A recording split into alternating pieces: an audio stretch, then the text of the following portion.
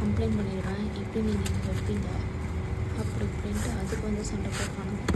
இவங்க வைக்கலனாலும் பரவாயில்ல, வைக்கிறவங்களையுமே கஷ்டப்படுத்துகிறாங்க. என்னவோ இதில் இனிமேல் சோறு வைக்கக்கூடாது நாய்க்கு, இங்கே தான் வைக்கணும் அங்கே தான் வைக்கணும்னு இவ்வளோ போராட்டம். இதுங்களுக்காகவே நைட்டு எல்லோரும் தூங்கினதுக்கப்புறம் போய் அவங்களுக்கு வைக்க வேண்டிய நிலைமையாக போச்சு. இந்த வெயிலில் நம்மளாலே தாங்க முடியல.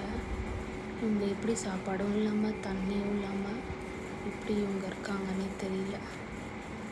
ஆனால் நீங்கள் எதுவும் பண்ணலனாலும் பரவாயில்ல, பண்ணுறவங்கள எதுவும் பண்ணாமல் இருந்தாலே பெரிய உதவியாக இருக்கும். தேங்க்யூ.